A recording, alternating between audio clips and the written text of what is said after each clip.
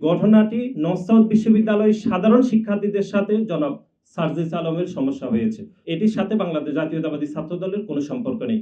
এই ৯০ লক্ষ টাকা একটি সাধারণ শিক্ষার্থীদের সাধারণ সংগঠন হিসাবে তারা কিভাবে উপার্জন করছেন বা তাদের অর্থায়নের উৎস কিভাবে আসছে সেটিও আমরা জানতে চাই। যারা গণ অভ্যুত্থানের নেতৃত্ব দিয়েছে একক ইজারা হিসাবে তারা গণ অভ্যুত্থানের মালিকানা ছিনতাই করেছে। জাতীয়তাবাদী দল যখন গঠিত হয়েছে সেই দলের পলিসিগুলো কপি হয়েছে বলে আমরা মনে করছি। এবং আমরা যেটি স্পষ্টভাবে বলতে চাই সেটি হচ্ছে ন্যাশনাল সিটিজেন পার্টির মুখ্য সংগঠক উত্তরাঞ্চল জনাব সার্জিস আলমের সাথে বাংলাদেশ জাতীয়তাবাদী ছাত্র দলের প্রত্যেকটি নেতাকর্মীর সুসম্পর্ক রয়েছে। আমাদের সাথে তাদের নিবিড় যোগাযোগ হয় যে কোনো বিষয়ে। আমরা যেটি স্পষ্টভাবে বলতে চাই, নর্থ সাউথ বিশ্ববিদ্যালয়ে যে ঘটনাটি ঘটেছে রাত 10টার সময়, সেই সময় বাংলাদেশের ধর্মপ্রাণ মুসলমানরা সবাই আসলে নামাজরত অবস্থায় ছিলেন। এই সময়ে জনাব সার্জিস আলম সেখানে কেন গিয়েছেন এটি আমরা মনে করছি এই ঘটনায় ওনার কোনো ভিন্ন মতলব থাকতে পারে। এটি একটি ঘটনা। দ্বিতীয় হচ্ছে এই সার্জিস আলম যে নর্থ সাউথ বিশ্ববিদ্যালয়ে শিক্ষার্থীদের সাথে যে ঘটনা ঘটেছে এটি নর্থ সাউথ বিশ্ববিদ্যালয়ে সাধারণ শিক্ষার্থীদের সাথে ওনার ঝামেলা হয়েছে। এখানে বাংলাদেশ জাতীয়তাবাদী ছাত্র দলের কোনো নেতাকর্মী সেভাবে জড়িত নয়। যদি নর্থ সাউথ বিশ্ববিদ্যালয়ের সাধারণ শিক্ষার্থীদের মধ্যে বাংলাদেশ জাতীয়তাবাদী ছাত্র দলের কর্মী রয়েছে বলে আমরা আপনাদেরকে দৃশ্যমানভাবে আমরা বলছি, কিন্তু এটি গণমাধ্যমে আমরা দেখেছি যে জনাব সার্জিস আলম ঘটনাটি সার্জিস আলমের সাথে ছাত্র দলের ঝামেলা বলে তিনি এটি ওনার সামাজিক যোগাযোগ মাধ্যমে তিনি স্ট্যাটাস দিয়েছে। আমরা পুনরায় বলছি যে ঘটনাটি নর্থ সাউথ বিশ্ববিদ্যালয়ের সাধারণ শিক্ষার্থীদের সাথে জনাব সার্জিস আলমের সমস্যা হয়েছে।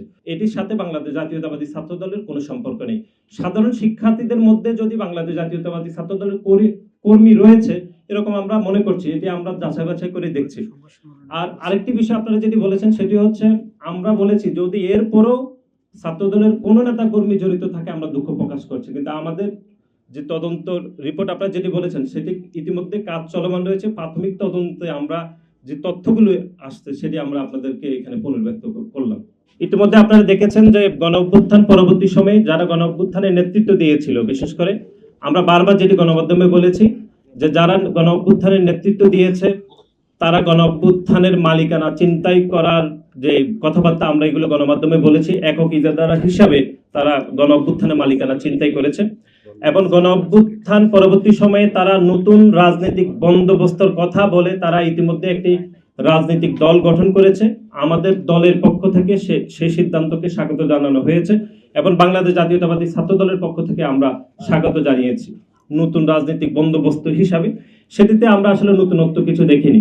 এবং একই সাথে তারা রাষ্ট্র ক্ষমতায় গেলে তাদের ফরেন পলিসি কি হবে, তাদের অর্থনৈতিক বিষয়ের পরিকল্পনার বিষয়ে কোনো সুনির্দিষ্ট তথ্য আমরা জানতে পারিনি।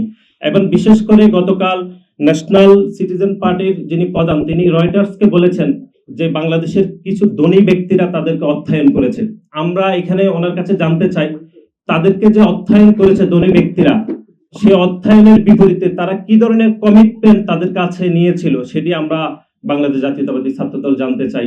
এবং একই সাথে এই যে তাদের নেতৃত্ব নির্বাচন অথবা তাদের অর্থ সংগ্রহের যে যাবতীয় বিষয়, তাদের ফরেন পলিসি বিষয়ে আমরা কোনো নতুনত্ব পাইনি, বরং বাংলাদেশ জাতীয়তাবাদী দল যখন গঠিত হয়েছে সেই দলের পলিসিগুলো কপি হয়েছে বলে আমরা মনে করছি এবং এটি কোনো দোষের কিছু নয়। একই সাথে আমাদের কাছে মনে হচ্ছে এটি আদিম রাজনৈতিক বন্দোবস্ত হয়েছে বলে আমরা মনে করছি। গতকাল শিবিরের সাধারণ সম্পাদক গণমাধ্যমে বলেছেন তারা প্রতিদিন ইফতারে 3 লক্ষ টাকা করে ব্যয় করছেন।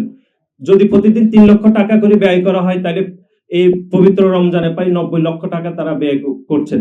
আমরা আপনাদের মাধ্যমে তাদের কাছে জানতে চাই এই 90 লক্ষ টাকা একটি সাধারণ শিক্ষার্থীদের সাধারণ সংগঠন হিসাবে তারা কিভাবে উপার্জন করছেন বা তাদের অর্থায়নের উৎস কিভাবে আসছে সেটিও আমরা জানতে চাই।